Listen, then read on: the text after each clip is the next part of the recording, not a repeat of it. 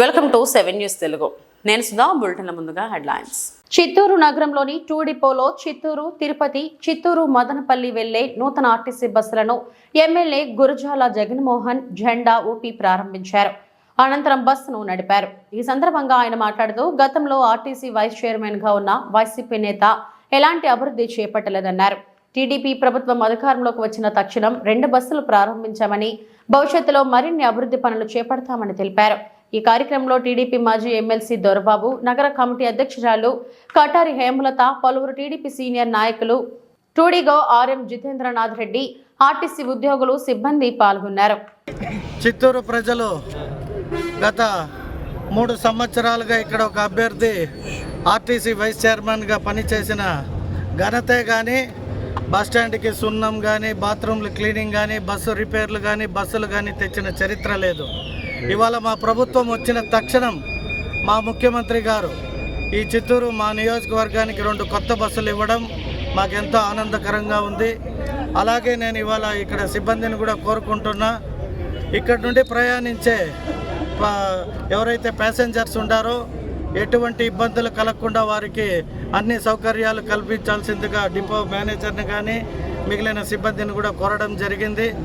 మరీ ముఖ్యంగా మా చిత్తూరు డిపో హరికృష్ణ, నందమూరి హరికృష్ణ గారి చేతుల మీదుగా ఈ బస్టాండ్ ప్రారంభోత్సవం జరగడం జరిగింది.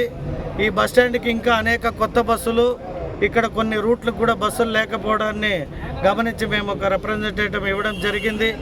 కాబట్టి మా మంత్రివర్యుల్ని, మరీ ముఖ్యంగా మా ముఖ్యమంత్రి గారిని కూడా అడిగి ఈ చిత్తూరు నియోజకవర్గానికి కొత్త బస్సు రూట్లు కావచ్చు, బస్సుల్ని ఏర్పాటు చేసే విషయంలో నేను ముందంజలో ఉంటానని తెలియజేసుకుంటూ సెలవు తీసుకున్నాను. కార్మిక సంఘాలకు కూడా మేము అనేక రకాలుగా వాళ్ళకి ఏవైతే ఇబ్బందులు గత 5 సంవత్సరాల ప్రభుత్వంలో ఎదుర్కొన్నారో వాటన్నిటిని కూడా పరిష్కరించే మార్గం ఏర్పాటు చేస్తాము. మీరు 42% ఫిట్మెంట్ కూడా పెరగడం జరిగింది.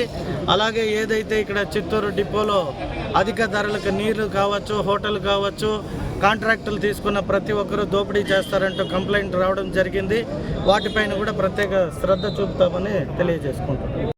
ప్రభుత్వం ఏర్పాటు చేసి ఇంకా 10 రోజులు కూడా మించక ముందే 2 బస్సులు ఇవ్వడం జరిగింది అంటే మీరు ఏదైతే గత ప్రభుత్వంలో జరగంది ఈ ప్రభుత్వంలో గొప్పగా జరిగే విధంగా మా రాష్ట్ర మంత్రివర్యులు రాంప్రసాద్ రెడ్డి గారు, మా రాష్ట్ర ముఖ్యమంత్రి గారు కూడా దీనిపైన ప్రత్యేక దృష్టి సాధించి బాడీ బిల్డింగ్లో ఉండే బండ్లను కూడా తెప్పించి మా ప్రభుత్వం ఏదైతే మహిళలకు ఉచిత బస్సు ప్రయాణం అని మేము మాటిచ్చామో అతి త్వరలో ఆ కార్యక్రమాన్ని కూడా రంగరంగ వైభవంగా ప్రారంభించడానికి మా ముఖ్యమంత్రి గారు చర్యలు తీసుకోవడం జరిగింది.